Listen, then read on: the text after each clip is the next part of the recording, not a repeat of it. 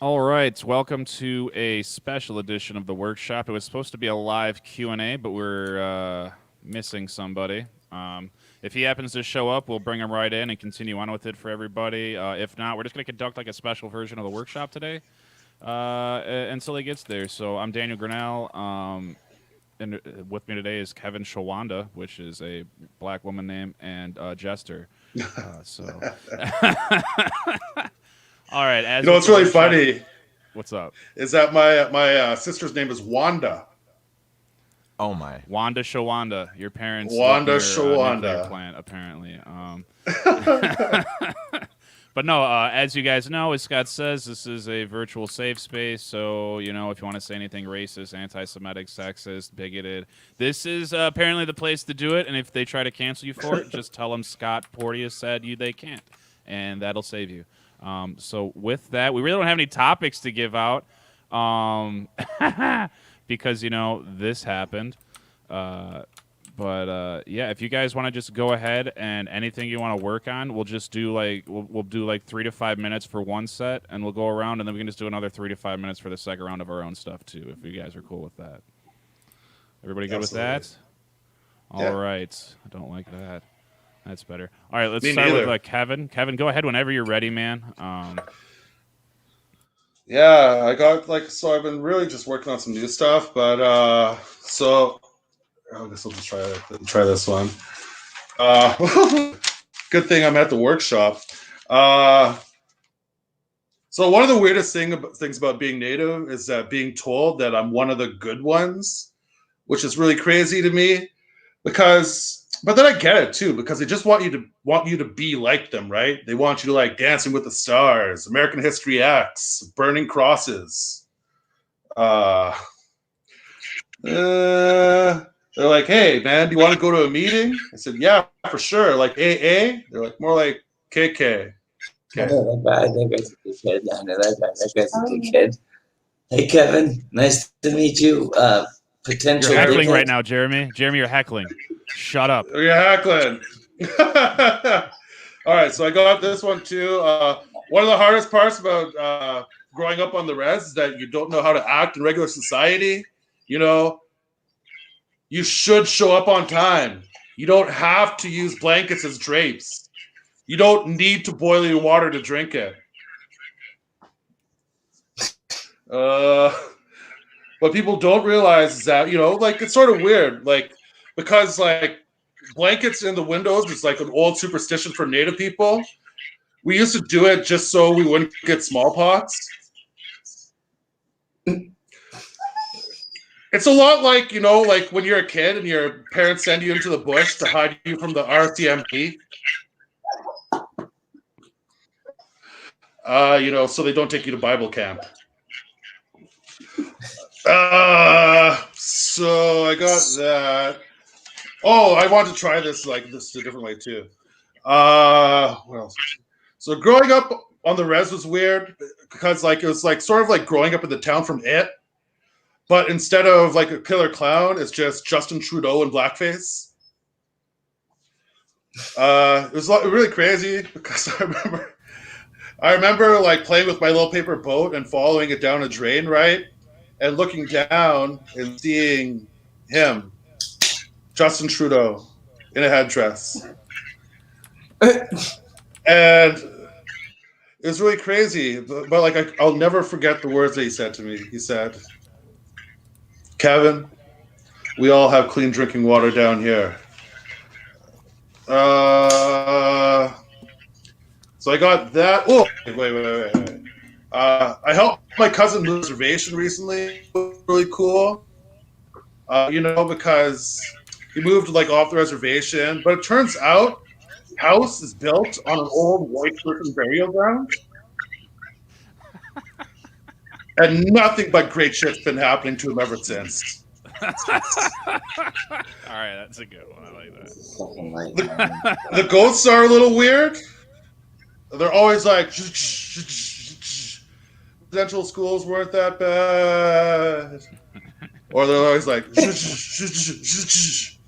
pay your taxes. They're like, Maybe you should try raisins in that potato salad.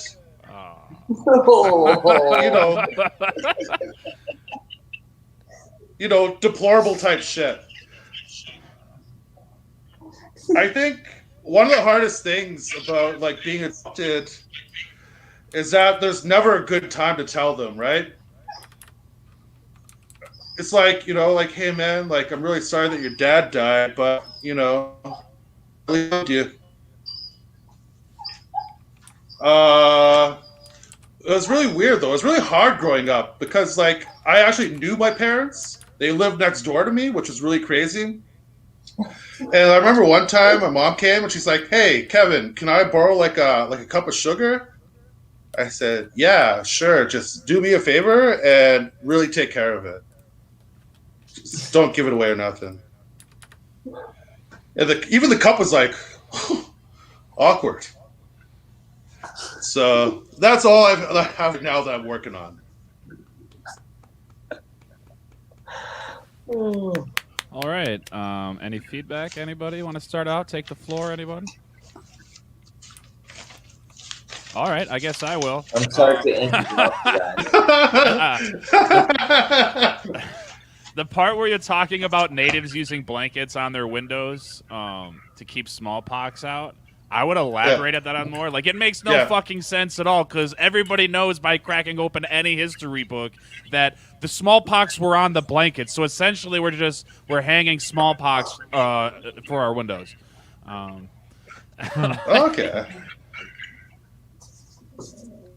And then you I can, know it's an like example. really like touchy thing to like. Yeah, to, like do you think plague victims like made furs out of rats and hung them from the fucking windows? It doesn't make any sense at all. Behind the scenes. How we doing, Ruben? Hey, I like that. sorry, I thought it was one. Hey, Ruben. Hey guys, sorry, I thought it was one central time. I don't know. Oh no, you're fine because our guest never showed up anyway, so we're kind of just doing like a special edition of the workshop until he shows up, or if he shows up, basically. We're running around like a chicken with its headliner cut off. Exactly that. Yeah. All right, well, I'm drunk, so I'm sorry. I There's interrupted Jeremy. your set, Kevin. Fuck. Amazing entrance, Jared. Yeah. That was great. The part where you're talking about the natives moving, like they moved into a house on top of a white person burial ground or whatever. You just need to figure out a better way to phrase that part of it. Like if you can say like an old colonial like, burial ground, like something that's old and white. You know what I mean? Like, but no, that joke's hilarious. You just need to work on a little bit of the phrasing, like here and there. Other than that, like the overall concept's great, and I legitimately laughed. So, and then just good things keep happening to them instead of the awful things. No, that's a really good one. It's now more difficult to like. Sorry, there's a mosquito in my house. So for you live in fucking Vietnam. I'm sure there's a lot more than mosquitoes in your house. All right, so for Jeremy and Ruben, basically what's happening is we're just going to go around and do like 3 to 5 minutes of our own material, and then if we want to and he's still not here, we can do a second round. It's just going to be our material today. If he hasn't showed up by the time we're done, fuck him. We're just, it's out of our control at this point. If you don't want to participate, Jeremy, if you don't want to participate, you're more than welcome to just leave. I won't judge you for it. I get it. Except Jeremy, he has to stay. Jeremy, you should I got one beer. I got one whole beer, guys. So you guys. What is that? Hold that's that up beer. to the camera here. Let's get a big. That's Vietnamese beer right Tiger there. beer. Tiger. That's Oh, look at my eyes. Oh, I've tried that. Jeremy, you need some more sun and maybe a bath. It's fucking 1 in the morning. 1:20. It looks like a 4 or a 9. This could be either. Well, you look like a 3. So. That's moving up on the scale of Daniel, all right? All right. Any other feedback for Kevin? Anybody? I think plague is Just so knew. hot right now. You said just knew. Just knew. So, right now. Oh man, Jester looks like he's hunting rabbits. I'm just saying, like that's all. Ah. He's like got his gun at the range, shooting play. Just that's like Elmer Fudd. Yeah. There's a mosquito in my room. It's not fucking funny. All right, Jester. Whenever you want to start, 3 to 5 minutes of your own material. Go right ahead. All right. So, one of the things I've been thinking about lately is how withdrawal has been. Sorry, someone's got a lot of echo. That's Jeremy. His computer sucks. There we go. Excellent. Okay, there we go. I'm just going to take my headphones off. Apparently, a rising number of Americans can relate to this topic, so I'm going to talk about withdrawal. One of the first symptoms of withdrawal that everyone should know about is apparently anger. But that's a bunch of bullshit. I don't believe that at all. When I started going through withdrawal, I thought I needed a hero to save me, but honestly, I'd settle for heroin. Another one of the symptoms of withdrawal is hallucinations. At least that's what the ghost of my dead grandfather told me. Memory loss is another symptom of withdrawal. I can't remember where I put my stash, and that's helping me get through a lot of this. Memory loss is another symptom. I can't remember the number of times I've forgotten something important. Memory loss is another symptom. I can't remember the number of times I've forgotten something important. And then there's the nausea. I'm sick of it. I used to be down for anything, and now I can't keep anything down. And generally, all of the symptoms are so fucking stupid. I've got so many symptoms of getting healthy that are the same as getting COVID-19. I've lost my sense of taste, which is why I bought Batman sheets for my bed.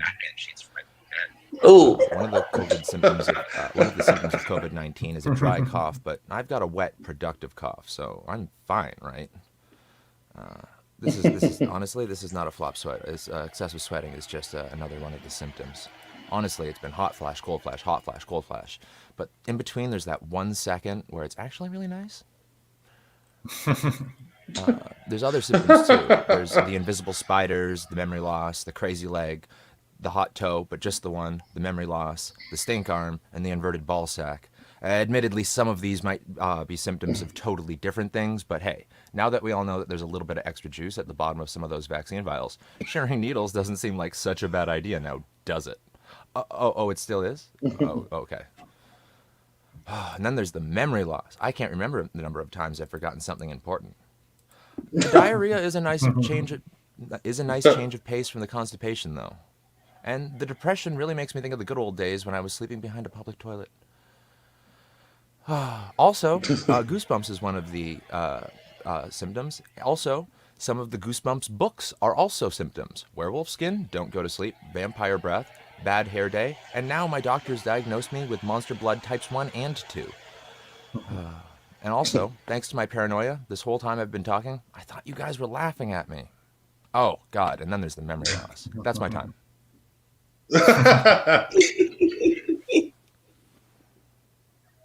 That's fine. Nice.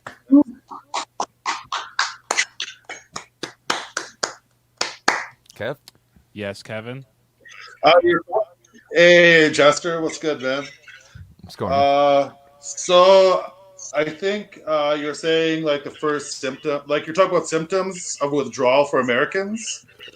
And I would think that the first symptom from withdrawal is invading Iraq.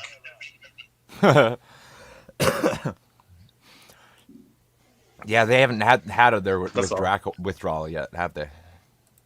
One of the symptoms of invading Iraq is not withdrawal. Oh. Yeah, that sucked, Kevin.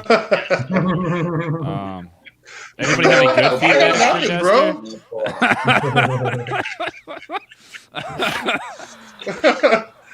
I will see guess your I'll see you all tag and later. raise you a tag for your tag.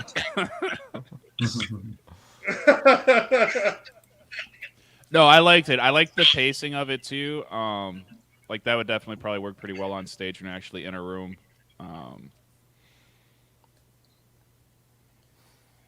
Yeah, I couldn't figure out a way to deviate from that pace. Once I got myself locked into that real quick fire delivery, it was like, okay, now I'm stuck here.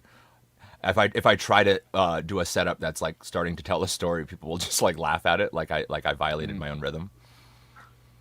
So I have something where I do that's very quick like that, and it's funny because it's so quick and you don't get like by the time somebody picks up on what you said 5 words ago, you're already moved on to another thing, and they're like, "Whoa, shit! I missed out on that joke because I'm stupid and I picked up on it 3 jokes ago." So it's funny because like the amount of shit you're delivering at the time that you're delivering is like, well, okay, I'll just be quiet. yeah. Oh, thanks. Yeah. Thanks for the input, not the being quiet. To be clear. Yeah, I know. I like how it sounded like Don't kind of forget, a Heckle. public service. It sounded kind of like a public service announcement. It was pretty good. Just, Anybody else have any other feedback? Anything? well, I appreciated that. I think I might just step out, actually, guys. I get it. Sorry, man. This wasn't Scott's fault. Just Oh so no, you're aware. man! Good on you. Just, Good on you for rolling with the punches or Yeah. whatever. I'm just gonna go. I expected it was at 1 and stuff, and I'm just all fucked around. So You look like you make a lot of timing errors according to your face tattoos. So yeah, like it's I get it, man. yeah, it's true. Yeah, it's true. All right, have a good day, man. You guys. Fuck out of here. All right. Did That he have leaves face Mr. tattoos like eyebrows? Yeah, he had his tattoos like this, and then like it's like he watched like a wrestler from the '80s, and he's like, oh man, I'd want just those a little bit of his makeup on my face, always. All right. If nobody has any other feedback for the good old Jester, there, we'll go to Jeremy here. Jeremy, whenever you're ready, just go right ahead. Oh, I don't and, really. I didn't prepare for this, guys. it'll be like your normal But material, unfinished. I did 15 minutes tonight. I was only supposed to do 8. So like, Wow, you It ran was the pretty light. good. That was great. yeah, no, fuck it. Just kidding. Shut missed you. Shut up. I got my victim here in my room tonight. She doesn't know how to be quiet, but I mean, she'll soon realize that. Comedy's a job that I've been doing for 7 years, guys, that I can still say I'm not good at. So I'm going to give you guys some comic advice about like how to write jokes. Like first, I start on Facebook, and I can remember the first time I wrote a joke on Facebook. My friend said, "I'm surrounded by so many beautiful people. I don't know what to do." And I said, "Make a jacket. Short and sweet, guys. Keep it short and sweet. Make a jacket." The next thing I was like, make references to your family. And my uncle, he tells me this joke. He likes to send me comedian jokes from other comedians. He's like, "Hey, dude, use this in your set." So apparently this is a joke that my uncle, it's based around my uncle. And if you know my uncle, he's got short arms. He's a thief. So this is very fitting. He said, "What's a gynecologist and a pizza delivery man have in common?" And I was thinking, well, Uncle, you're a gynecologist and now you're doing knock and drop fucking pizza deliveries.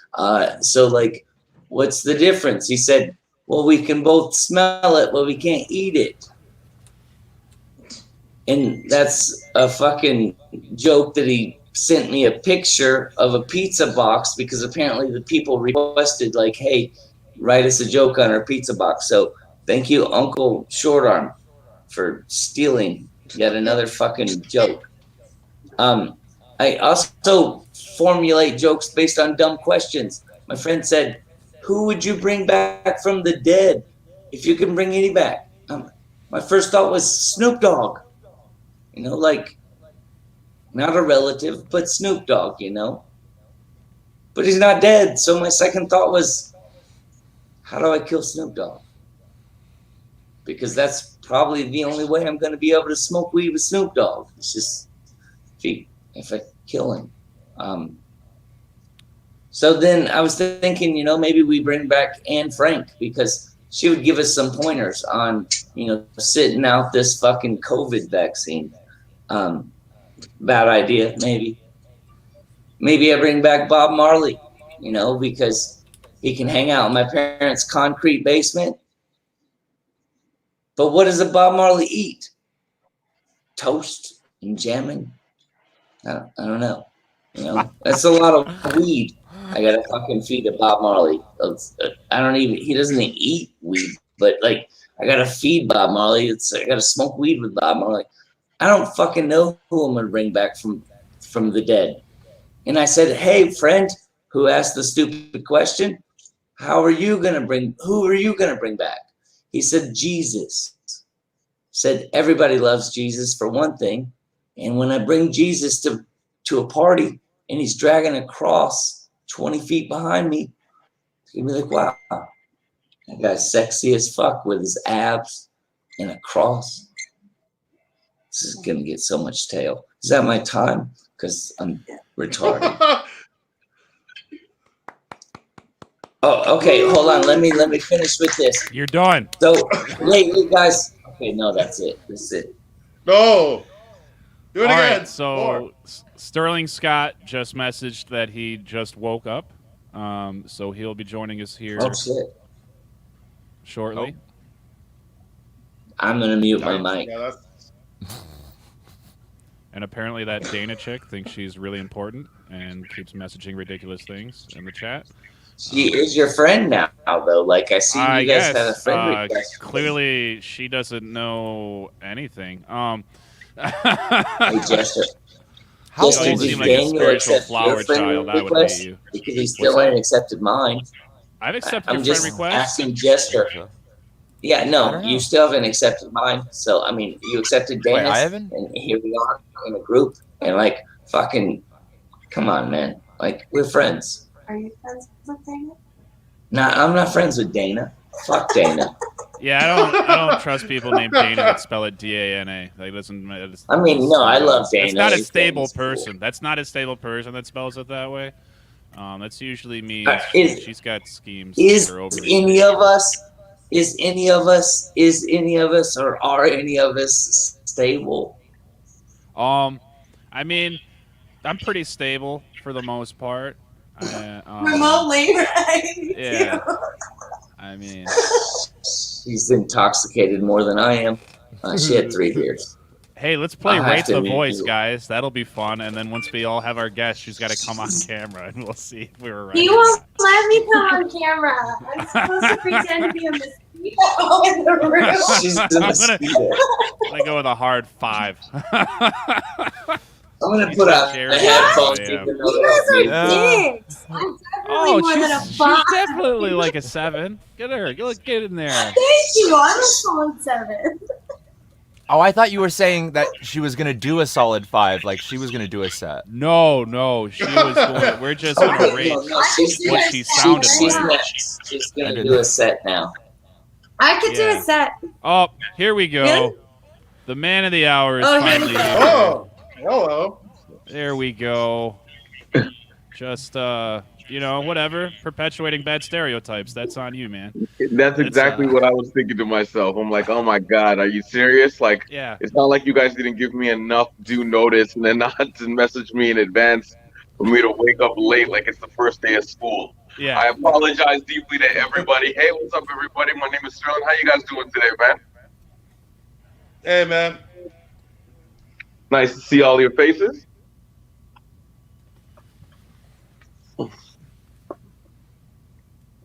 God damn it, I suck at this. I want him to be it. Nope. All right. All right. Sorry. Let me get this figured out here. It's a little better. All right. How do I move people around? Ah, there it is. Oh, snap. We're figuring out Oh, things. man. So I should just be able to throw you. There we go. All right. Welcome Sterling Scott to his Q&A. We're 35 minutes into the Q&A. He's really dealt with some tough ones here. Some real curveballs thrown his way. No, thank you for joining us. We get it. We've all woken up late. Jeremy's never brushed his teeth, so you guys have things in common, I think. All right. I don't know how those relate. But no, welcome to the show. Scott couldn't make it here today because he had to work, so I'm filling in hosting. This is Mr. Sterling Scott. So if you want to just take over the floor, give a quick introduction to who we are, and we can start. Once again, hi everybody. My name is Sterling. I've been a stand-up comedian for the last 13 years. In that 13-year time, I have done things such as performed on the Winnipeg Comedy Festival on CBC, the Halifax Comedy Festival, the Just for Laughs Festival, and I've also am only the second Canadian in history to win the San Francisco International Comedy Competition. And in 2016, I was signed by Kevin Hart to a development deal to produce a TV show. And you can find me, well, if you were in America, you'd be able to find me on the LOL network, which is his network, on LOL at JFL Season 1. And with that being said, let's kick it. Let's begin. All right. Anybody have any questions they want to lead off with? You guys want me to lead off with some questions and then you just jump on, or how you want to do this, guys? Glad you're all paying attention. I've got a question. Thank you, Jester. Go ahead. Where have you found that you've been able to accomplish your most productive networking? The most productive networking is going to happen at open mics. You see, one of the things that people should really take into account is that comedians are going to offer you more jobs than any agents ever will. And what I mean by that is when you start traveling across the country, the very first time you do that is going to be through a network of comedians. It's going to be a lot of comedians who have seen you perform and who trust you to develop good shows. And so when you're at an open mic, it's best there to, be a nice person. Don't be a dick, as well as do your best to perform well, because it's the comedians before the bookers, before the agents. Agents and bookers do not go to comedy shows. They do not come down to the clubs. They do not judge talent. The only way they pick talent is through the comedians. Where you find good, hardworking comedians is in the open mics.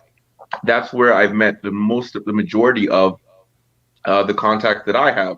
And in fact, producers of comedy shows will go to certain shows, certain independent shows. Most of them will go to independent shows or small open mics, in order to find out who's got the stuff for the next year, because that's where people are going to work on their new material. That's where people are going to develop. That's where the grassroots are. So the number one place I would recommend is your open mics. Thanks. All right. Thank you. That was great. Great answer. All right. Anybody have any other questions that will jump up? Okay. He's got a question. Hi, so I'm Stephanie. My biggest problem, I just started doing comedy, and there's a really open, welcome scene here. A really good show that's an interactive open mic in Saigon. We're in Vietnam at almost 2 a.m. now.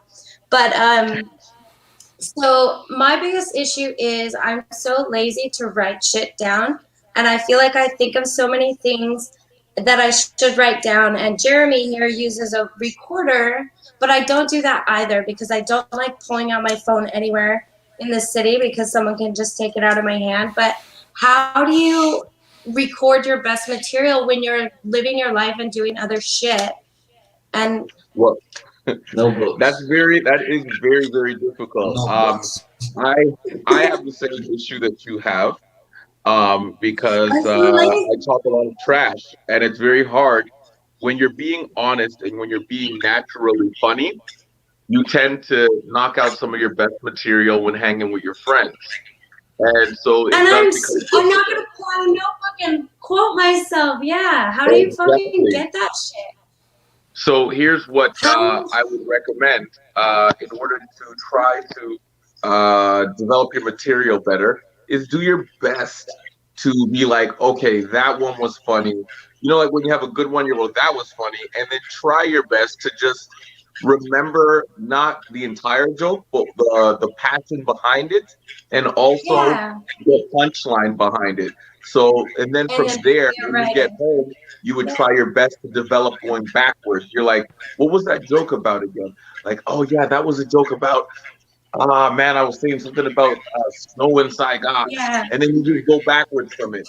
Now, the next best thing to do when you have issues like that is to, when you perform, record your performance, right? That's what Jeremy told me. Yeah. And then when you watch your performance, start tagging your own joke. Start watching it Okay. and saying, okay, I would say this. Or, you know, like when you watch somebody else's Right. performance and you can tag up their jokes, start watching your performance as if it's not you. And then start tagging and Okay. also start looking for the small things in your performance that you don't like. Like, for example, Yeah. whoever your favorite comedian is, watch them perform, right? Look at why you like them. What is it about them that makes them great? Now watch your performance. Now look at yourself and see what is it that you're doing wrong that's preventing you from being great. And you see what why I'm saying to do those things And is because what I'm once you doing great that become, I could work on in a positive. right, because once you Sorry. become comfortable in delivering your material, it'll allow you to become more natural on stage. And when you're more natural on stage, it'll allow you to improvise more. It'll allow you to talk to them as if they're your friends. And it'll allow you to let your natural funny come out on stage. And then that way you'll be able to capture it. So it sounds like you got a real knack for being naturally funny. So then you should try to use more crowd work as an intro in your set, but only do a small amount of it. Like, do it as a way to be like a hello, like, what's going on? Talk about something that addresses the here and now, but only do it for like a minute, and then slide into your material, because you don't want to be wasting your time, because you're in Saigon, you just started. You want to be focusing on delivering and hammering out your first 5 minutes. So the last I one, also spending 4.5 of it doing crowd work. Yeah, I also live in a little echo chamber because I've only performed at 2 shows in the city because the bougie like comedian crowd I'm not tapped into, but I go to like the more dive bar, smaller community. Saigon, comedy.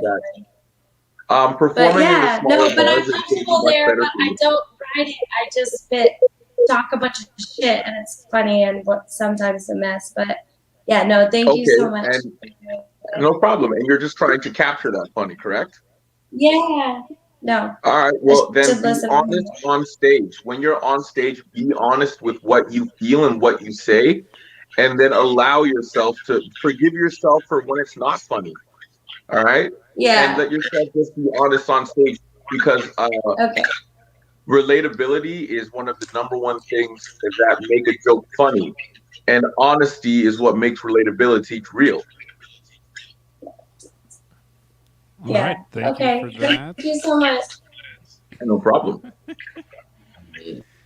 Go ahead, Kevin. Hey, Sterling, how you doing, buddy? I'm phenomenal. Good, man. Was Good. that Fuck it, yeah. Kevin? So I'm at the stage. No, yeah, absolutely, 100%. So I'm at a stage right now where like I'm looking into getting into hosting shows and whatnot. So I'm wondering like how I've booked a venue. I'm starting an open mic. I was wondering if you had any tips in regards to hosting and how to be a good host for a show. That's a very good question. Hosting is the most important skill to learn when you're starting out. The reason why I say that is because when you become a professional stand-up comedian, outside of open mics, 90% of the shows you're going to do is by yourself. And when you're by yourself, you have to be the host, the middle, and the headliner. So hosting is it's very good that you want to be that. The host is the most important job and the most thankless job, because you see, when you're the host, you're not the main attraction. It is not your job to be the star. It is your job to make sure the next comedian walking on that stage does well. And if the comedian does not do a good job, it's your job to set up the room so that the next comedian coming on does well. What I mean by that is this. When you start out the show, it's your job as the host to break the ice, walk the line, find out what are the yeses and nos that the audience likes. What jokes do they like? What jokes do they not like? It's also your job to create the energy and get them excited for the first comedian coming to the stage. Once the comedian performs, if they've had a great set, your job is to then quickly reset the room by just quickly saying, are you guys ready for some more or whatever, to just keep the energy, keep that train rolling. Now, if the comedian did bad, then you would pick up the show with material so that it would help the next comedian coming to the stage not walk onto an awkward situation or dead ear. And in the awkward event that you have a comedian crush really, really hard, what you're supposed to do is bring the room actually down, not with your material, but get them to be less excited so that the other person can walk on to a room that they can manage. Because sometimes when it's too hot, when the comedian comes on to deliver their material, most amateurs will just dive into their material. And what they should have done is address what has just happened. So that's your job to make sure that you address what just happened, allow them to laugh themselves out from that, and allow them to set themselves up for the next comedian. And then finally, your job is also to make sure that comedians are not running the light, and that they're and also trying your best at times to police the room. Does anybody know what it means to police the room? Raise your hands if you know what it means to police the room.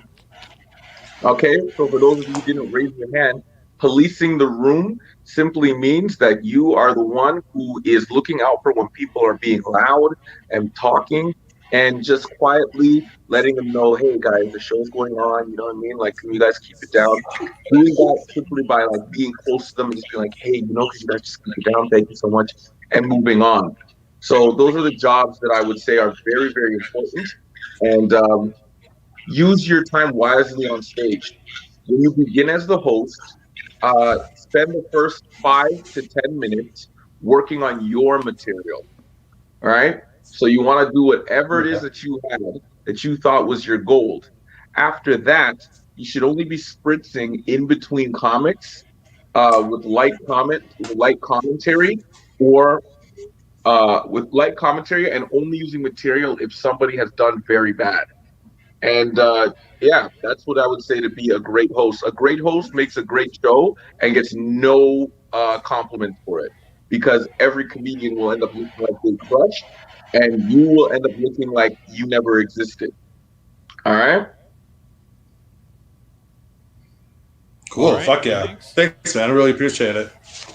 No problem. Let's throw up here with some generic ones here. What's it like, especially when you're in like a competitive local scene? Like I'm from the Detroit area, and it's a pretty good comedy scene here in Detroit. So what's a good way to stand out in your local scene, especially in one that's very competitive with a lot of good comments on it? Iron sharpens iron, you know what I'm saying? Right. And being in a competitive scene is a phenomenal thing. There's a saying that I go by to this very day, and it's quite simply: perform every night with the intention of being the best, because one day someone's going to call on you to be the best. And if you haven't been training like that your entire career, you're going to fail. So in your competitive scene, regardless of whether you're doing new material or whether you're doing your old material, or it doesn't matter who's on the show. I don't care if Chris Rock walks into the room. Your intention should be, I'm going to be the best tonight. You keep that attitude and you'll be fine. And I promise you, it's going to happen in your career. 100% of the time, if you become a professional comedian at some point in time in your career, someone's going to say to you, your position of your career depends on your performance right now. And for a lot of people, they'll be like, oh my God, that's so nerve-wracking. For me, I'm like, this is just another Tuesday. So in a competitive scene, go in with the intentions every night of being the best. And if you have comedians in your scene that are getting a lot of love, that's great, because now you know that there's a kind of like a measuring system in terms of who they like the most and who they like the least. And you can see yourself move your way up, because here's how you'll know if you're moving your way up. Quite simply, are they booking you? Headliners are titles that are earned. And if you are a true headliner, you don't need to be messaging around asking people if they'll headline you. Because if you're a good headliner, they're going to become looking for you. So that's what I would say. And then, can you guys just hold on 1 second, please? 1 second. I'll be right back.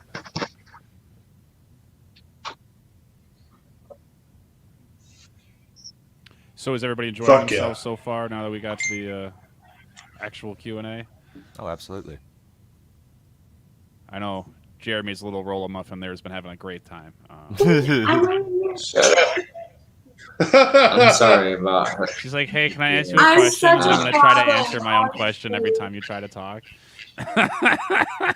She does. She's drunk. I'm sorry, guys. I'm sorry. It's all good, man. I'm a teacher and Hey, a lot of Jeremy. this applies, and I'm dabbling in comedy, and it's been fun, but I don't know about like career and shit. So sorry if I'm a nuisance, like Jeremy's telling me. He's gonna murder me probably on camera. Oh, So. That's Vietnam. They won't notice. Right? No, just dump her in the river. No. There's a lot of rivers. Hey, look, another body on the street. Anybody I'm else willing to see let- one? No, you can't leave the white bodies on the street. Only, yeah, they have to go I'm in the willing river. to let Saigons be bygones. Oh, Okay, sorry. I'm not mad. You know what would be hilarious is Oh, if he just okay. never came back. No. He just never comes no. back. What do you have to talk about, guys? he like shows up did 35 Sterling minutes say late he and then was? just Is he never in comes Edmonton? back. He's gonna hear you. I know. This I is would say all this if he was here. recorded. That'd be Share it on hilarious. the group. It's all right, man. Good evening, Vietnam. Good morning. Good morning. Yes. It's 2 a.m. That's it. We Morning? just Oh, came yeah. from our open mic to listen to you guys and get some knowledge. I'm a fucking newbie at this shit. Some knowledge. And I'm an American living in Vietnam from Reno, Nevada, and it's fucking hard to live internationally. I'm the only one that's I was been gonna this say far it's in the hard to world. live in Reno. Ugh. Dig it. Well, no, yeah, and then you Gross. move to Vietnam and you're like, wait, I thought I lived Upgrade. with no rules, but this is true Wait. freedom. Like, wow, How you? you could buy You, meth like you at just a went store from the probably. driest to the wettest places on earth. Yeah. Okay. All right, And we're I'm back. back. I had somebody at the door and I had to run and go answer. Oh, So, you're yes. fine. All right. So any other questions? Anybody else have another question? All right, I guess I'll throw some at you. Starting to hit that time, like where festivals are starting to take applications and packets and stuff like that. So, what are some quick tips to help when you're assembling your own submission Oh. packet that can really make it stand out a little bit more than just being another blah? There's 3 elements to a good tape: sound, video, and lighting. Those are 3 very important things. If it doesn't have those 3 things, I guarantee you the person that is watching is going to turn it off.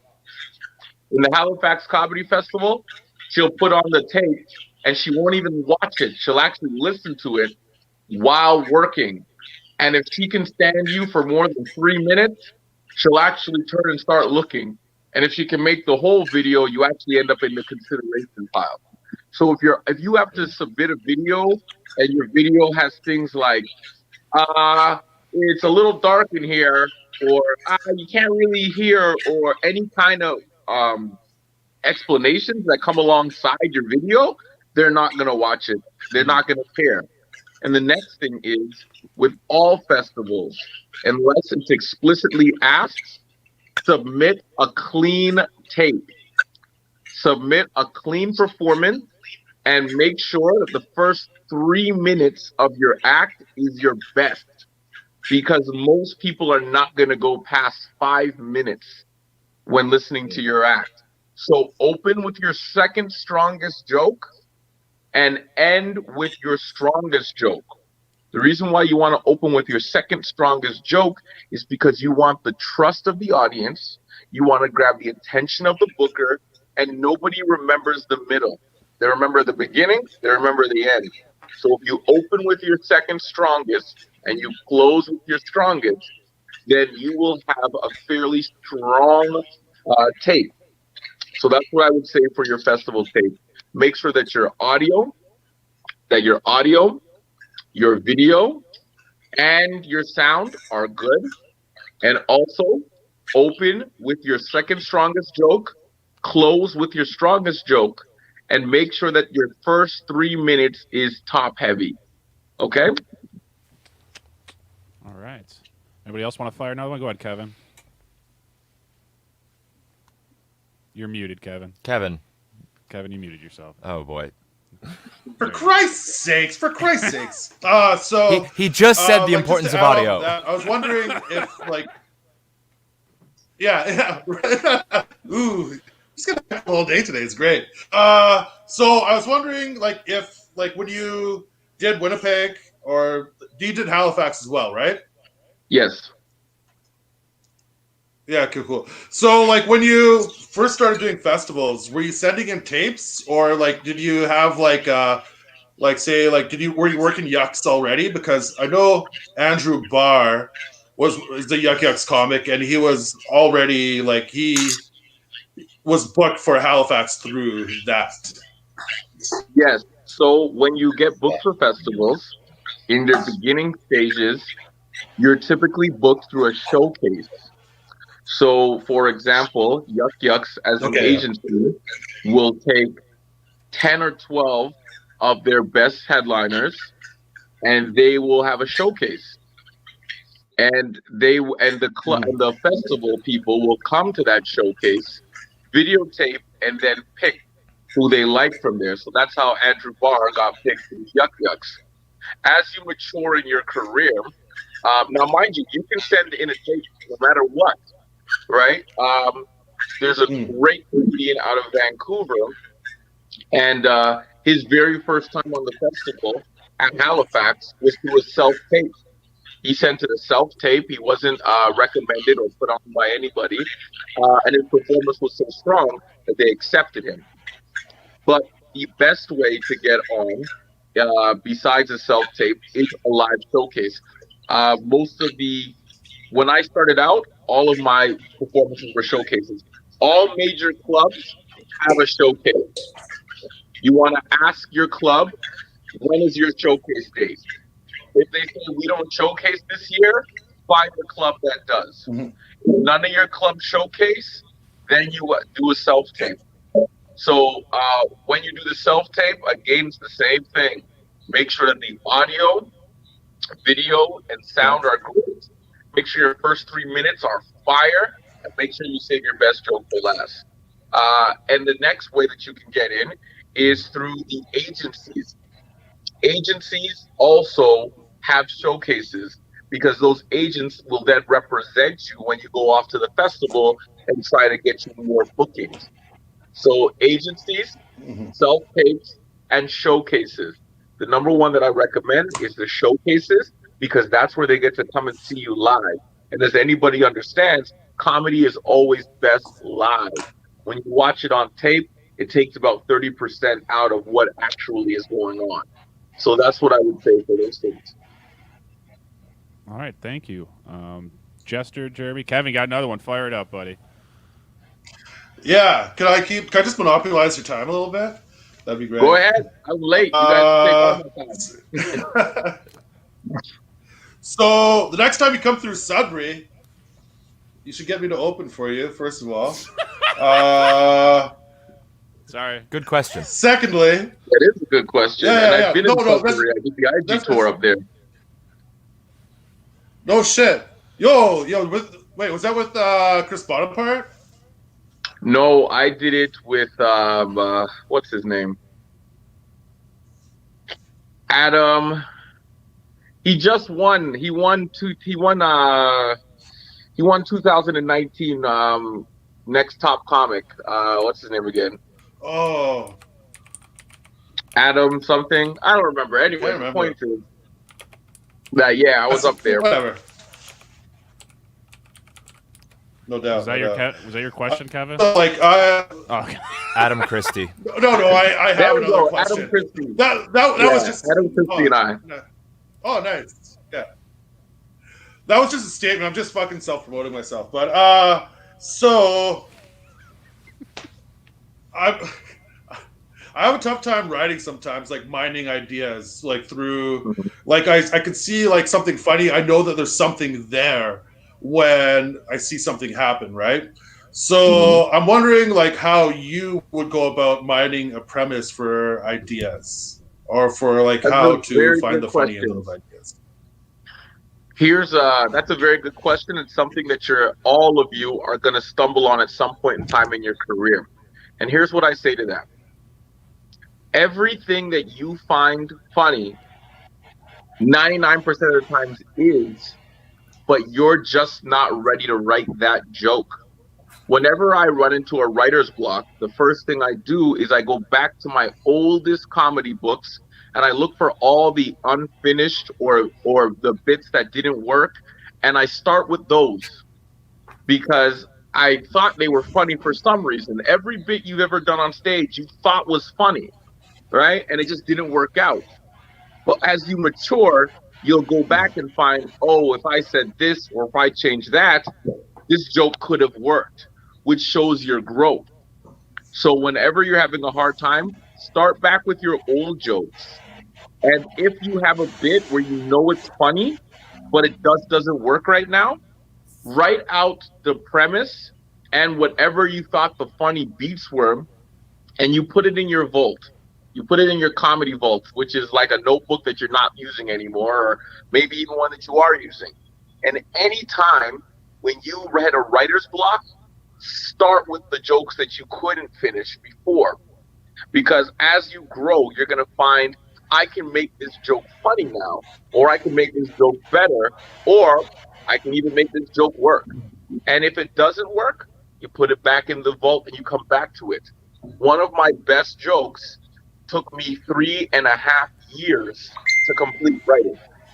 So if you want to know how long I'll hold a joke before it works, 3.5 years is the record. All right. Go ahead, Jester. Cool. I was wondering if social media has been a useful tool for you at all, and if so, how?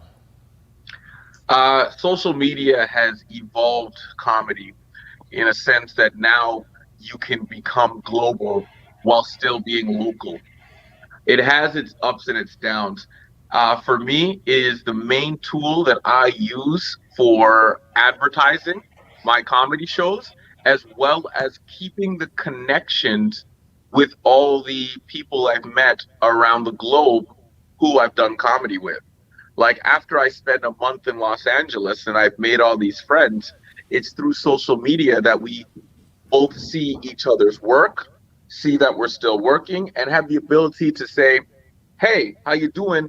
I see you're coming to town, or I'm coming back to town, and can we get more shows? So social media is what I've used to help me book a majority of my shows, to maintain the relationships with the comedians with whom I'm working with, and also to advertise for my shows. The next element that is great for social media is for displaying your comedy and building your followers so that you may be able to advertise to them to do shows with them. Now, I don't do a lot of that. I know I should, but if you're not passionate about something, then don't do it. And I'm not passionate about holding my phone in my hand 24/7 and making videos. Now, if you do that, good for you. And utilize it, do it. Because if you build your followers, if you have 1 million followers and 30,000 of them live in Toronto, and you advertise exclusively to those 30,000, there's a very high chance that you can fill up a room with 300 people. If you can fill up a room with 300 people, every club in the country is going to want you. And they don't even care what you're going to talk about, because clubs don't care about who's funny. They care about money. They care about filling seats. They care about who's coming through that door. And it doesn't matter if you went on stage and read poetry. If 300 people are coming out to watch you read poetry, every club in the country is going to book you. And so those are the 4 elements that social media has helped with.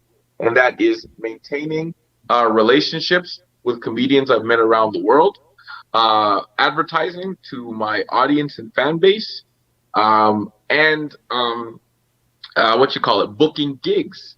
A lot of people message me through social media. A lot of my gigs are people who have seen me perform and will message me on social media and book me for something else. And the same thing goes for when your reputation expands and people start to really know you, then they'll start to reach out to you through social media. Social media is the #1 way that comedians are going to contact you and connect with you, because phone numbers change and you look weird asking for an email. Awesome. Thanks. All right. So we got any other questions we want to throw off the top of our heads? All right. Let's see. Ruben, you got one, bud? Sorry. Sure. I noticed you do your comedy like a lot, like you use your whole body, and like, did that evolve? Like when you speak and stuff, you like really use the whole stage and whole body and stuff. Did that evolve, or did you like, how did you come to do that way? Or that came from my family. Whenever my father or mom would tell a story, they would become every individual in the story, and they would act out the story in order to tell it. And they're not trying to be funny. That's just how they told stories. So they would mimic each individual. They would set up the room as they're telling the story. That way of telling stories is something that I grew up with. So when I was in high school and I'd be telling stories, people would be laughing. And I'm like, I'm not trying to be funny. I'm just telling you guys what happened. But because I painted such a vivid picture, it allowed them to see what's going on in my world. And like I said, comedy is based off relatability. So if they can follow you and see what's in your world, then everything you find funny, they're already going to be walking that path. So that's something that I started out with naturally. But when I learned that that was what was making people laugh, I did work on developing it. Now I do what I call move with purpose. Anytime I move, there's a reason behind it. If you see that I'm moving to, a lot of times you'll notice I'll move to 3 points on the stage, middle, left, and right. If the audience is very big, I will spend my time on each part of the crowd, delivering material to each of them so that the whole crowd feels involved. Because if you stand dead straight the whole time, yes, the people down the middle are going to like you, but then the people on the left or on the right, you know, some of them might zone out. All right. So when you turn and you give it to them directly, it looks like, hey, I'm talking to all of you. So that's something that I started out with naturally, but that over the ages I developed. And like I said, I move with purpose. When I'm moving, it's to create the room I'm about to tell the joke in. So if I'm like telling you about this time I was walking down the street, I'm going to create that street, and we're all going to walk down it together. By the time I get to the punchline, you'll already see it. Thank you. Yeah. I would agree with that same it's thing. really close to that. 1 second, Jeremy. So when you're setting up like a scene, because this is something that I've been working on a lot, that I'm still really trying to hammer out, is how much time and how do you really trim the fat when it comes to setting up like a scene to get them to visually picture it in their heads? Like, what are some things you've learned along the way to make yourself better at that? That's a very good point you just said there, trimming the fat. So let me just touch on that before I even get into that other part. Trimming the fat is quite essentially taking as much words as possible out of the joke. No matter what, the less words you have, the better. Okay? The less words you have, the better. The faster you can get to that punchline, the better. Now, if on the way to that punchline, you can hit multiple jokes, then yes, fine, do that. Right? But don't ever put more words to stretch the length of a joke, okay? With that being said, when I'm creating a scene, as I'm creating the scene, I'm making little jokes. All right. And I'm only creating a scene when it's required. So if you need to be mentally in the room to see this joke, then I will create that room. But if that room is a room that everybody can identify with openly and easily, like if I said I was at Tim Hortons, I don't need to recreate the room of Tim Hortons unless the Tim Hortons I walked into is disgusting and I have to point out everything that I'm seeing. When I'm pointing out everything as I'm creating this room, make sure you're making that funny. Okay? Because that's the little ha ha ha ha ha ha. Now they see, oh, this Tim Horton is filthy, and the workers are ugly, and the coffee pot is boiling over, and now your story is about to begin. So now they can feel and see all this chaos around them. For example, everybody remember the story of the lady that shit in the Tim Hortons? Yeah. Raise your hand if you do. Okay, watch. Here's a perfect example of me creating the scene for that joke, okay? Now, this is not a joke of mine. This is not even a joke I have. I'm just going to try and freestyle off the top of how I would create a scene for that, all right? I would take it from the perspective of like this. I'd be like, can you imagine how difficult of a day that was for that lady at Tim Hortons? You know, you come into work, it's late, the coffee pot is boiling over, someone needs a donut that doesn't exist, and here you are trying your best, and in walks the lady who shits on the floor. You see what I've done there? Yeah. I created her work environment.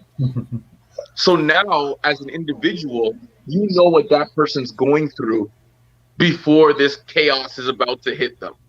They've come to work late, the coffee sucks, this customer is bothering them, they got to make sandwiches, they're from a third world country, but all of a sudden they were a doctor, and now they're here making fucking donuts. And in walks this lady, you know, who's on drugs. And you don't have time for this day. Now, when I deliver the joke about the lady and what she's done, everybody can relate to the person behind the counter and how fucked up their day's been and how bad it's going to get. You get what I'm saying? Yeah. If that didn't make sense to anybody, raise your hand, because I just freestyled that off the top of my head. Yeah, like scene building is a remedy for you had to be there joke. There you go, Jester. Thank you. Yeah. So once you create that scene, now we're all there. And once Right. we're all there, we can understand and see the joke. Enjoy what ensues. And I think the scene can involve all five senses. You know, sight, smell, touch. Yes. And a Tim Hortons poop definitely will. Yeah, you're absolutely right. You're painting the picture with words. Exactly. But like I said, you use it when you need it, and when you do need it, make sure that it's short, sweet, and funny. All right. And if it's not funny, then it has to be where it's creating a very detailed scene in order to let them really be in the world for a very strong punchline, which it does work. For example, does anybody know K. Trevor Wilson? Who was that again? I'm sorry, I didn't hear that. K. Trevor Wilson is the big fat red bearded dude on Letterkenny. Okay, I know, yeah. Okay, so K. Trevor Wilson has a joke called the penis game. You guys can all look that up. It's called the penis game. All right? That joke takes 5 minutes to tell. One joke, and the punchline is in the end. 5 minutes to tell. And every bit along the way to the punchline is him building the entire scene. Okay? Is So that if you guys set want- where he takes us to church with him? Yes. Yeah, Yes. it's a very good bit. Yeah. And am I not right in how he takes Yeah, 5 minutes? he takes us like into his family home and then like to church to this family, and you're there, and Yeah. it's the only way to give that like that can't giggle in church energy to that set. It's perfect. Exactly. He's broken down for you. Norm Not McDonald only, does that too. I'm not going to waste the bit for you guys, but I would say if you Look it want up, to though. see somebody who mastered the art of creating the scene and then delivering the punchline, look up K. Trevor Wilson, The Penis Game. That is one of the most phenomenal slow burn jokes I've ever heard in my career. All right. Do we have any other questions there? Before you were Who's saying, winning like, in the to game, bring Jeremy? the crowd- What? My question was for Jeremy. Who's winning in the soccer game? Yeah. No, that's Kevin. It's Kevin's Oh, it's TV. Kevin. Oh, okay. No. Shut up. But So like you said before, like, you know, talking to each part of the crowd, and I watched a Ralphie May thing where he said the same thing, but he said, you know, you talk to each section, you talk to here. Did I you freeze talk too, to or did each just him? oh, and bring them Oh, into he's the froze. Ah, there we center. go. He's back. Start over, Jeremy. It So, froze for a like, second. Could you give the question again? You talk to all the sections of the crowd when you're delivering like the meat, but when you deliver the punchline, you deliver that straight forward, not to the side, is what he was saying in his thing. He's saying you use that time when you're building it up to gather people in, but you deliver it straightforward because that's the video is straightforward in front of you. Well, he's talking about when being on TV, and he's absolutely right when you're on television. And again, one thing I'm going to say that the only rule I would want you to follow is this, no matter what. Take every piece of advice from everybody you've ever heard and keep what you like and what works for you. There's no one way to do stand-up comedy. There's you on stage with a microphone with the intention of making a bunch of people laugh. What I give you and what anybody else is giving you is the formula that works for them. Okay? Just because it works I for agree. me, it will not necessarily work for you. And don't let anybody tell you that you have to do it this way, because there is no one way. All right? Now, what he's talking about, when you're on television, you have to perform dead down the center, and you do talk to the other sides to bring them in. But when you're at a live show, sometimes the corner of the room is not paying attention, and sometimes you're going to deliver the punchline to them to bring them into the show. When you have when your room is working perfectly, yeah, you can talk to three sides and deliver down the middle. But there's going to be a lot of shows, way more shows, where there's going to be chaos. And maybe down the middle they're laughing, but in the corners they're not laughing at all. And you're like, why is this room not laughing? And you're going to have to dig into them and deliver the punchlines to them. All right? So in television, yes. But even in TV, watch any comedy special of anybody you like. They are not going to deliver their punchlines down the middle every time. They're going to move around and deliver it to wherever they feel fit. Yeah, it's like watching it in the round is something I've been watching a lot of comics perform in the round just to see the specific thing on the grand scale of having to work 360 degrees as opposed to the 180 right in front of you. So if you watch comics and look specifically for that, you'll notice, like, I think it was 2 specials ago with Kevin Hart when he did the round, and most of his punchlines had like 5 tags on it because he made his way all the way around the square to make sure everybody got a tag. Yes. It's very yeah. nice. See how different it's a different, and again, everybody is different. For example, Anthony Jeselnik doesn't even move. Yeah. He's going to stare right down the barrel, and he's just going to deliver because his jokes are based on his punchlines, right? Then there's people who are active and move around a lot and use facial expressions. And that is something that people will miss out too. And so they'll move around doing that. You know what I'm saying? So, yes, in an ideal situation, perform to all 3 parts of the room and deliver down the middle. But when you have chaos in the room, focus on where the fire is and put it out with your funny. Well, since you brought up chaos in the room, how do you suggest working on that? Like, because for example, I'm kind of like how my style has gone. The more I've done it, like more I'm grinding out. I seem to thrive in the chaos of the room.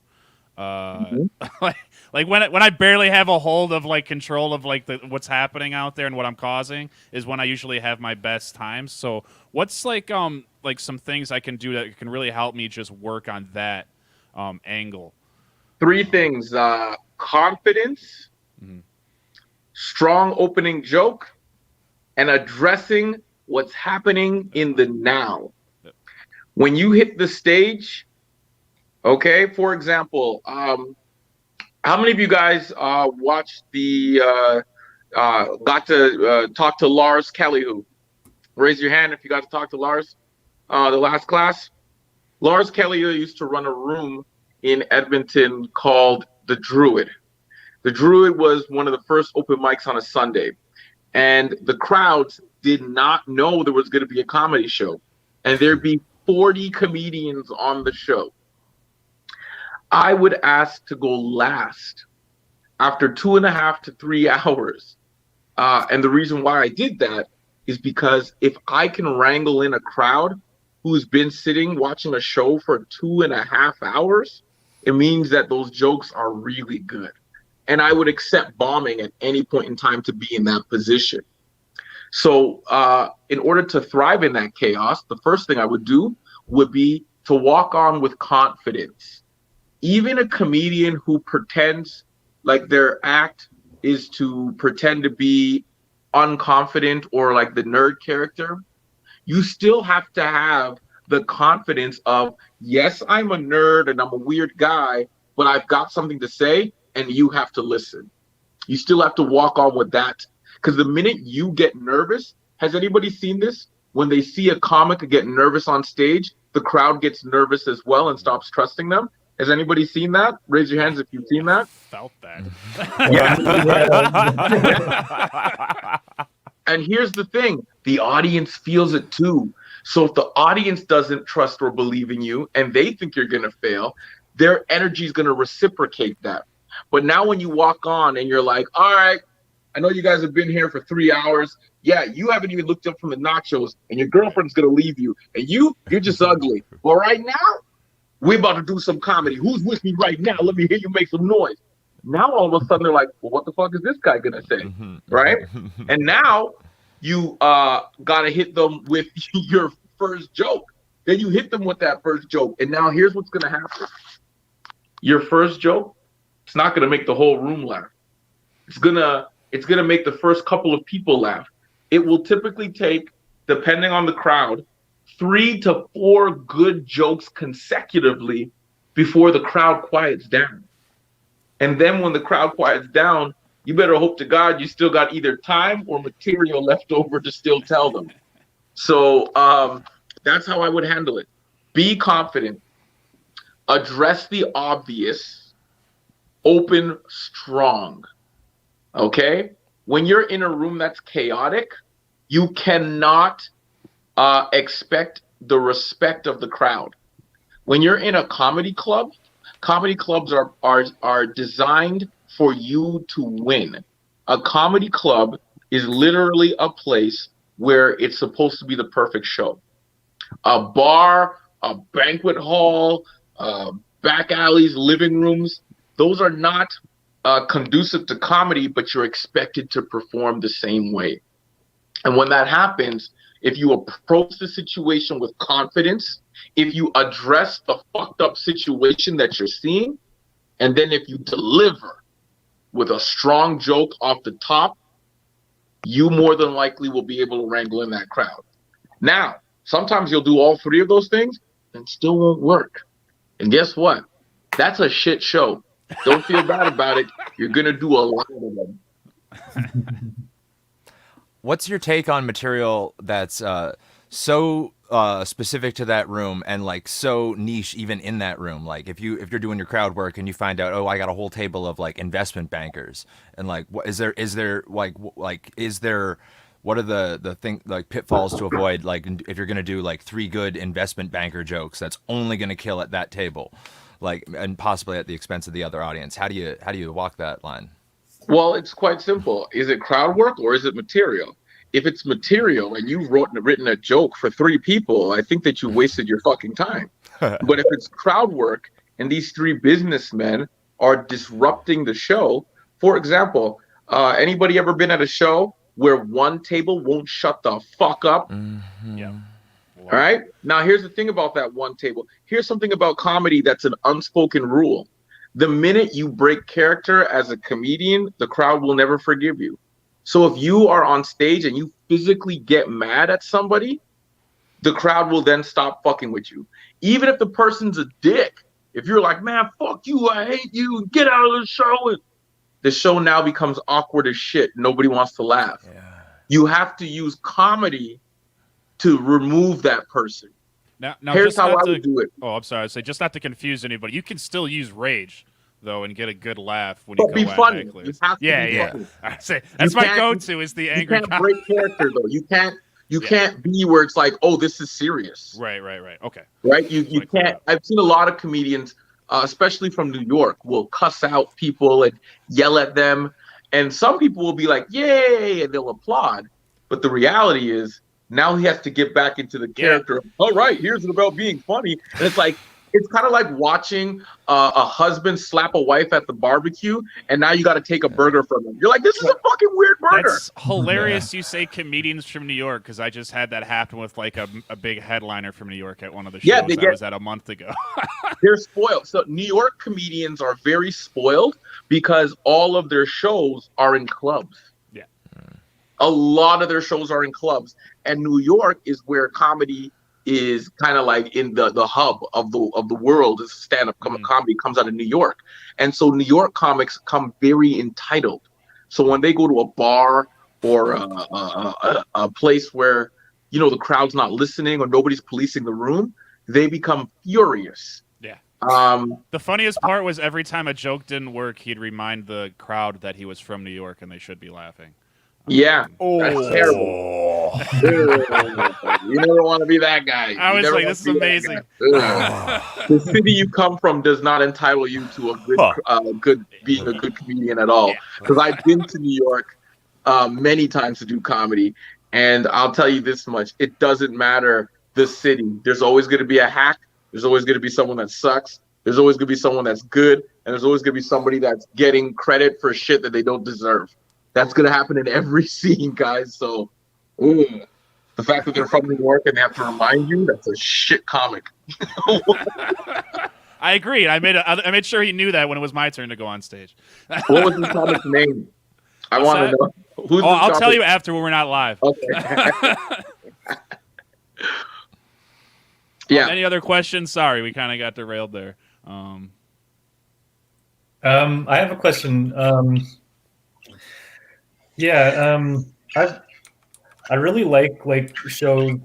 I guess I like as you said, when there's like a disruptive, like when there's a disruptive table or something. Like I love that part about stand up. Like I guess the kind of like it's not rote, it's not like static. Like you have to address the room, you have to like be adaptable. And so I love like, you know, improvising and like crowd work and stuff like that. Just like it just kind of like comes alive. But I'm not great at it, and I know it's not like a big part of everybody's set. But I think every comedian has to deal with that. Has to like deal with, you know. Well, crowd work is a skill. All right. Comedy is a talent. Crowd work is a skill. Crowd work is something that you have to work on all the time in order to become good at it. That's why you'll see some comedians struggle with it and some comedians live in it. Whether you want to be the one that lives in it or struggles with it is totally up to you. Because when you get to a high level of comedy, it's expected that you should not have to deal with heckling. So you'll see, like, for example, I have a lot of friends who have been on America's Got Talent and ended up becoming famous. If somebody talks at their show, they get thrown out immediately, right? Which I don't like. It's not for me. I like to diffuse things using comedy. Yeah. But that's their right as a performer that, hey, all these people came in here to see the show and you're messing it up. And so they'll remove them so that they could do their act. But for myself, crowd work is something that as a host, and this is why I said being a host is very important. If you want to become a great headliner, be a host first. Because you have to learn how to comedically handle the situation at all times. All right. And when you have to do crowd work, it can allow you to diffuse situations. I've ended fights. I was in a comedy club where a fight was about to break out. And right as the hockey team was going to rush the Cowboys, and I'm not making this up, it was a hockey team versus a bunch of ranchers with cowboy hats on and everything. Did the Warriors come out to play? I mean, they had the glass bottles, okay? It was that intense. So they're in the middle of the room in this bar called the Flamingo in far up north in northern Alberta. And I shouted out, wait a minute, before you guys fight, do you want to hear this one joke? And they were like, what? And I was like, before you punch his lights out, because like both of y'all gonna want to hear this. It's a really good joke. And they stopped for a few seconds. They turned, and I said, now I know y'all want to punch each other out, but you're going to be together on this laugh. And they were like, and I said, and I bet you, if you don't laugh, I'll buy shots for both of you tables, and then y'all can start fighting. Can we get that deal? And they was like, fuck yeah, all right, let's do this. And then I did the jokes. So that wasn't even me doing comedy, but I had to stop my act, intervene, and deal with the situation while still being in character. All right?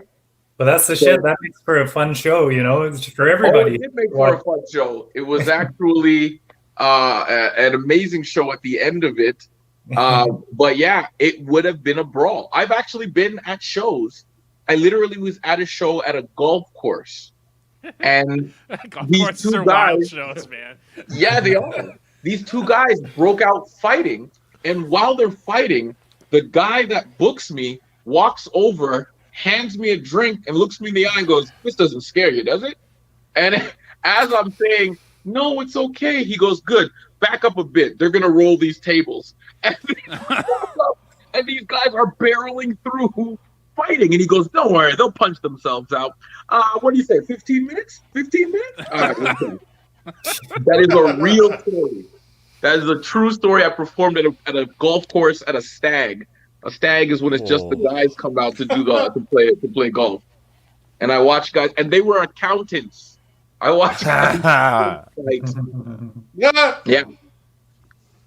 So improvisation also makes it fun for me, because sometimes I'm bored with my material. Sometimes you get bored when the jokes always work. You're like, ugh, I've done this joke 101 times. And then sometimes it's just fun for you on the inside, to spritz and to play with, especially when somebody has come to the show to be made fun of. Has anybody ever seen that, where somebody is like wearing a weird shirt, or you know what I mean? Like they kind of put themselves front and center to be heckled or made fun of. Has anybody seen this person? Well, yeah, bachelorette parties. Some of them, they come to be made fun of them. Some of them, they don't give a fuck about your show. And they came to ruin the show. They came to take pictures, suck on little penis straw sticks, and fuck up your comedy show. So at those point in times when you see those people, you're going to need improvisation, because sometimes you can remove a person and it might take your whole crowd with you. The infamous story of Tom Segura bombing in Winnipeg, that's what happened. He attacked one table that was connected to the rest of the room, and so once he attacked the one table, the the whole room was like, fuck that guy. So you gotta be careful on how you deal with things. That's like the luck I get every time I go after some, like, well, not every time, but a lot of times I've gone extra hard at somebody in the crowd. It turns out to be like the owner's daughter, and I'm like, well, that's fucked up. I guess I'm never coming back here. Which is why you gotta handle it with comedy. Always go with comedy. Oh no, everybody was laughing but her and the owner. So Yeah. it's like, Okay, there's different types of hecklers. You're gonna get the positive heckler. That's the person that says they're shouting out because they think they're gonna help the show. That person's a weird individual because they have no idea of comedy and they really think they're making the show better by yelling. Those people, the best way I've ever seen that dealt with was I was watching Russell Brand do a comedy special, and he had a positive heckler, somebody who just shouted out at every punchline, somebody who was like, he'd be like, so I was eating candy, yay, candy, and it's like, all right, you're getting a little fucking carried away here, buddy. No one gets that excited about candy. So the guy kept doing it. And so then what Russell Brand did is something that I now copy because it diffused the situation immediately. He said, hi, you're a crazy bastard. And I know you are because so am I. And I love it. And I love that you're here. But what I'm doing right now is trying to do this stand-up. Okay? And every time you yell out, it fucks up this thing that we all claim here to love. So how about you do me a solid? Okay? I love you, and I love that you're here. But can you just not talk? And later on tonight, let's go get some drinks. Now, what happened was that guy never shouted out again because all that guy wanted was acknowledgement. Now there's the next heckler on the opposite end who just wants to fuck up the show. I give that person 3 tries. I will roast them 3 times. On the 4th, I'll just simply say to them, hey, we're doing a comedy show here. And what you're doing is preventing that. So if you don't want to be a part of the show, you can leave. But if you want to, do me a favor, shut the fuck up, right? Now you see, in both ways, I'm still staying in character, but what I'm doing is I'm letting them know that they're not funny and that what they're doing is destroying the show. Because a lot of people that heckle do so because they either think they're helping you or they think they're better than you. Or on the third one is they think that they can do this too. Okay? And so when you run into those people, don't bother about improvisation and all that shit. Just talk to them honestly. Just talk to them honestly. Hey, what's going on here? Hi, I see your whole table. What are you guys talking about? Like, you came to the comedy show. Did you know there was a comedy show? Fantastic. So you sat front row to talk through the comedy show? No? You want to have a good time, right? Okay, well, just do me a solid, baby girl. For the next 3 jokes, ride with me on this. You know what I'm saying? Be honest with them. And that's going to help you get through faster. But if you have the gift of gab and you've been training, because I know you said that you're not good at it, you don't have to be good at it in the beginning. Be honest. You see how I did it without being comical? I just be honest with them. Start out that way. And then as you become more comfortable with your crowd work, then you'll be able to make fun of them and use comedy to make them be quiet. All right. Thank you. Anybody else have any other questions they want to throw in real quick? Hi, I just joined in, Sterling. It's Danny here. I wanted to ask, how many years or how long time did you kind of realize, like, oh, I kind of know what I'm doing? I'm just a new comic, kind of starting out here, and I'm coming up with new jokes every set, or I'm trying to, or I don't know, I'm trying to like archive the jokes that work. Is it when you build a 5-minute set or a good 10-minute or a half-hour set? How do you know that you're kind of like, okay, I'm ready for the bigger leagues? Will somebody tell you, or? Okay, that's a difficult question, and I'll tell you why. You should never be so arrogant to believe you know everything about comedy because there's no end to it. All right? You should always be working. You should always be trying to figure out how to make people laugh. You should always be trying to develop your craft. When you know you're ready for the big times is when you put yourself in a position to be picked and everybody's already picked you. What that means is when festivals show up, you see like how when you guys were asking about how do you get into festivals? After 13 years, I don't showcase. I call them and I say, I have a new 7 or I have a new 8 or do you have a topic or whatever. I just call them and be like, I want to be in the festival. And they'll say yes or no. All right. When you get to the level where the things that people have to showcase for and submit tapes for are things that you no longer have to do because they already, like, I don't have to showcase for Just for Laughs anymore. I don't showcase for Winnipeg. I don't showcase for Halifax. I don't do any of those things. All I do is call them. When you get to that level, then you know you've made it. Not because you think you made it, but because everybody around you puts you in a position to be to represent their brand. Okay?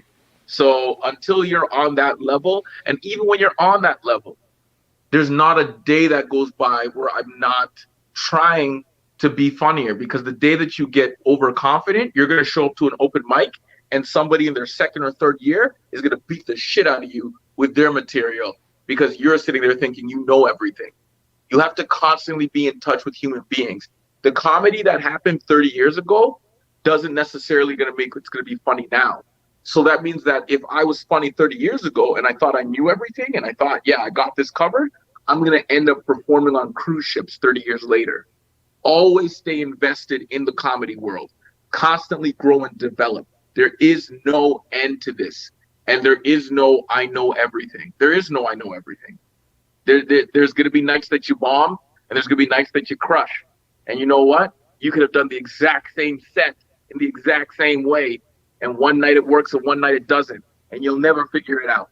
So just keep that in mind. You know what I mean? As you're developing. When you're a big dog, you don't have to ask for advice. You don't have to submit for festivals. And everybody wants to book you. That's when you've hit it. When everybody's trying to pay to see you or pay to have you come to their city, you've made it. You know what you're doing. All right. Okay, thank you very much. That's an awesome answer. I also wanted to say I loved your album. Listen to the comedy album there. It was really, really Oh good. yeah, which one did you listen to? It was the one that you modeled after that movie Chris Rock was in, where you're in, Corporate like, in front Clean. of the presidential. Corporate Clean. Thank That's right. That was you. very funny. I liked it a lot. Thank you. I recorded that this year. That's my newest album. Thank you so much for listening. Yeah, Be Easy actually told me to check it out. We had a few shows together at Winning Hamrose, and I was listening to it on my way to That's work. my boy. Yeah, Yeah. he did my New Year's show with me. He was on my New Year's Eve show. Oh wow, okay, that's great. So Yeah. we did a camera show and recommended it, and it's really, really good. Thank you so much, man. I recorded that with a hangover. If you listen to the bonus track, it tells of me getting blackout drunk just a few hours before my performance. Oh my god. And they were like, he looks like he's dead. And then I got up and delivered that performance in one shot. And the promoter of the festival goes, that's why we hire him. Like, yeah, that set was done in one shot, one take. And as you can hear in the crowd, there's no, I didn't juice it up or add crowd laughter. What you hear is the raw, honest show. Awesome. That's really cool. I loved your set about gingers. It really spoke to me. That joke took 3 years to write. That was. That was I was years wondering to if that was the one you were. Man. Yes, that is the best joke I've ever written, and unfortunately, I haven't beat it yet, and I don't like that because I wrote that joke in 2017. So even now, contemporarily, I mean, gingers be out here representing BLM, Black Lives Matter. My ginger, I love you.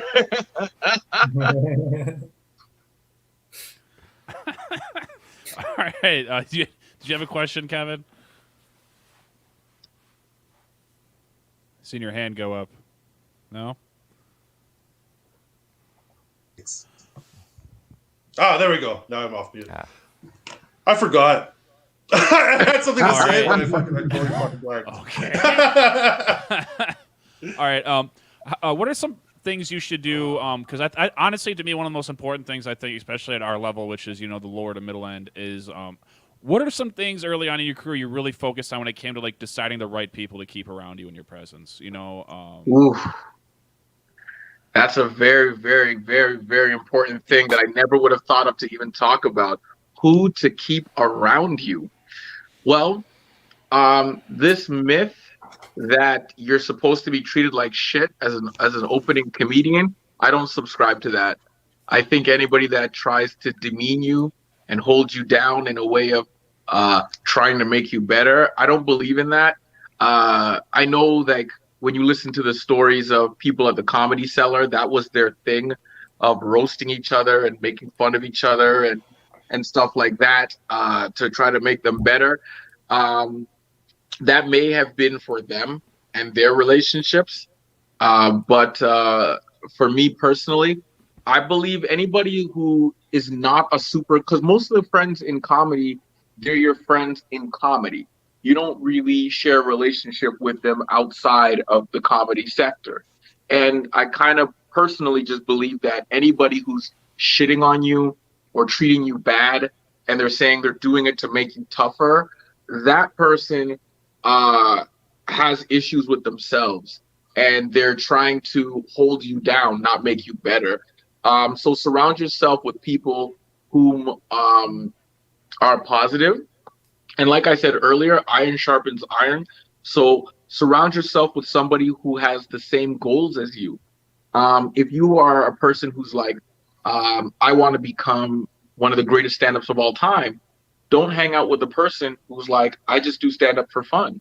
Because that person's never going to leave that level. That person's never going to follow you to try to become the greatest. They're just going to be like, yeah, I'm just trying to be at the open mic on Wednesday and tell jokes, right? So surround yourself with like-minded individuals who want the same goals. Because in this career choice, you make it by the strength of your efforts. Just you. There's no nobody in this game makes it by fluke or by accident. Even the entitled people who get given things, they still have to show up. They still have to come out. They still have to have some kind of validity to them to be granted this position. So surround yourself with like-minded individuals who have the same and or similar goals. Do not hang out with people who believe in shitting on each other. And just for yourself, always be the better person. My reputation in Canada is what allows me to travel Canada. Because if you ask anybody about Sterling Scott, they're gonna say, nice guy, drinks a lot. That's it. You know what I mean? And you want to keep that reputation, because if you have a bad reputation, then people will avoid you. So surround yourself with like-minded people and surround yourself with positive people. That's the kind of people that you need to be around for your entire career. All right. Well, let's answer a few more questions. We'll probably have this wrapped up by the 45 mark, so about another 7-8 minutes. I don't know what everybody's schedule is, though, so I know we started late. Sorry about that. Oh, yeah. It's all good, man. Shit happens. I was just worried, like, did he think it was Pacific or something? I legit woke up at 11:20 and I said, fuck. I was just like, I know. I was like, oh, I'm so mad at myself. Because it was like, I woke up early. Like, I literally woke up at 7 a.m. and I was like, I ain't got to do shit till 11. I'm just going to take a nap. And then I fucking woke up late. So trust me, I've done that before, and I had to go get my kid, and I was like, "Oh crap, I forgot." Like, I got the school calling me, like, "Hey, you're gonna come get your child." Like, I'm so sorry, I fell asleep and right through my alarm. I've done that with my child too. So yeah. It's usually me and one other dad. It's like, all right, man, yeah. Yeah, you show up at 5:30, and the teacher's like, "You piece of shit." Yeah, like, yeah. All right, Kevin, go ahead, man. Hey, So definitely, like, I just wanted to say that the Alberta story with like the Cowboys and the hockey players, that's the most Alberta thing that I've ever heard in my fucking life. But I also have a question about like, what's the worst show that you've ever done, or the worst that you've ever bombed? Oh man. You ever bomb so bad you cry in the shower? Let me tell you how that went down. I got flown out to Las Vegas in my first year of stand-up comedy to perform at Caesar's Palace. And when I landed, the promoter calls me and says, I messed up. I double booked. So we'll just bring you back to Vegas for another show. You got a free flight. So I said, fine, awesome. I went out to the Outlet Mall, which is an hour outside of Vegas. While I was outside shopping, 1 hour before the show starts, the promoter calls me and says, the comedian that I double booked got held up with their flight. Do you want to be on the show? And I'm like, well, I'm at an outlet mall an hour away. And he goes, it's up to you. And of course, I'm in my first year of comedy. I'm in Las Vegas at Caesar's Palace. What do you think I did? I jumped in the car and I sped. I literally drove 140 kilometers an hour to make it back into Vegas. I got into Vegas, got to my hotel. I didn't even shower. I just threw on clothes and went down to go drive to Caesar's Palace. If anybody's been to Vegas, Vegas at 8 p.m. on the Strip is insane. Yeah. It was so packed on the Strip, I abandoned my rental vehicle on the street and started running and ran to Caesar's Palace, ran up the stairs to get to the club to perform. As I walked in, the host is already on stage. So I'm like, oh, I missed my spot. He walks off the stage and goes, oh, you're here? Next up, coming to the stage, this guy from Canada. And I was like, what the fuck? And I walked out on stage like, oh, shit. I wasn't ready. I thought I was not going to. You know what I mean? Like, you guys in your first to third years, you know what I'm talking about, where it's like, you don't have the material even in your head yet. You're like, I'm not ready yet. And they just brought me out. And I was like, ran here. I bombed so bad that the host made fun of me for the next two comedians, and then there was a third one. He was like, Canada called and said he sucked. And this guy is terrible. That's the worst fucking comedian I ever had. We flew that piece of shit in. Da-da-da-da-da. And I was so depressed. I walked out the club during the show. And I went back to the MGM Grand Hotel and I cried in the shower. And there you have it. Oh, no. I bombed at Caesar's Palace, Las Vegas, people. Oh, man. Wow. Yeah, baby. I love me a good train wreck. Oh, yeah. I cried. I can't even banging imagine. the wall in the shower crying. Because now when I come out the shower, I have to deal with phone calls from the people that flew me out. What the fuck happened? I thought you were good. And I'm like, no, wait. Because again, I was in my first year of comedy. I had a hot 7 minutes, and I thought that I could handle any situation. And that's why I keep saying, that's why I said earlier, comedy is never completed. It's never, I know everything. You know what I'm saying? There's always growth and development because comedy changes along with society. So what's funny today may not be funny tomorrow. I could guarantee you in the early 90s, you could say faggot. Say that on stage today, it might be the last show you do. Okay? Or it could go well. I mean, it's happened. Yeah. You might, it's, you know what I mean? Like before it was a punchline. You could say it all day, right? Today, don't do that ever again. It's got to be a really good joke if you're going to say that now. Exactly. Yeah. So it's like, that's the societal change though, right? So I had to take that bomb and learn from it that, what are the things that I did wrong? Because as much as I want to say, well, the guy didn't give me enough notice and he just put me on stage and I wasn't ready. No. It's all me. It was my fault. Okay? What I should have done was said, I'm out of town. I'm not going to make it back in time. Fly me back out on the next show. You know? But at the same time, I wouldn't have been able to give you this piece of advice if I didn't fuck up that bad before. Right. So Man. I have that's probably the most painful one where I literally broke down crying. It was that one. Caesar's Palace, Las Vegas. I know you probably do, but do you ever wonder, like, if you would have did all that craziness you did and then killed it, like, what would have changed your career?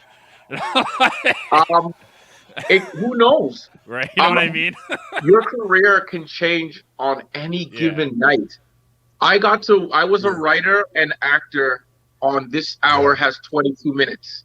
How I got that gig, I was in Calgary at a comedy competition called Funny Fest. And I had won the competition. And I was going up against a bunch of comedians who weren't in my league. You know what I mean? Like, I was 6 or 7 years into comedy. And the people I was going against were people who had taken a comedy class. So it was going to be a cakewalk. You Rich Bossed them? You Rich Boss, last comic standing them? Yeah. You're 20-year comic going against open micers? It was like, it wasn't anything where I was like trying to gloat or show off, but like it was a cakewalk win. And the difference between my set and everybody else's was heads and tails. Sitting in the crowd was the executive producer of This Hour Has 22 Minutes, who had a delayed flight and was just here watching the show because he was waiting for his flight. That ended up putting me on television. And although Trent McCullen is now the newscaster on the show, I was the first Black person on the show with a reoccurring role in the history of This Hour Has 22 Minutes. Season 20, I was in 3 episodes, and that's the first time they ever had that. Nice. So you never know what's going to happen with your career in terms of the spontaneous events. But what you do know about your career is that the work you put in will always reflect what you're getting out of your career. If you work hard every day, if you're writing every day, if you're performing everywhere you can, if when you get blocked one way, you try to figure another way, then you will succeed. It's kind of like the old Bruce Lee saying, be like water. Because with comedy, you have to adapt and change and morph into every situation, going from a bar to a ballroom to a comedy club to a cruise ship. I went on tour to Iraq. I performed in the desert while soldiers were sitting on their helmets. There's no preparation for these things, and you never know what's going to happen. So always, like I said earlier, perform with the intention of being the best on the show. I like it. I think that's a good place to end right there. Everybody get everything they needed out of this today. Sterling, if you got anything you want to plug, go ahead and plug it right now. I would like you all to follow me on Instagram. I have a birthday show coming up in the next 10 days. And as an apology for me being late, I would like to extend a free ticket to each one of you guys in the class today. I charge $20 a head. I'd like to give each and every one of you a free ticket to my birthday show on Zoom.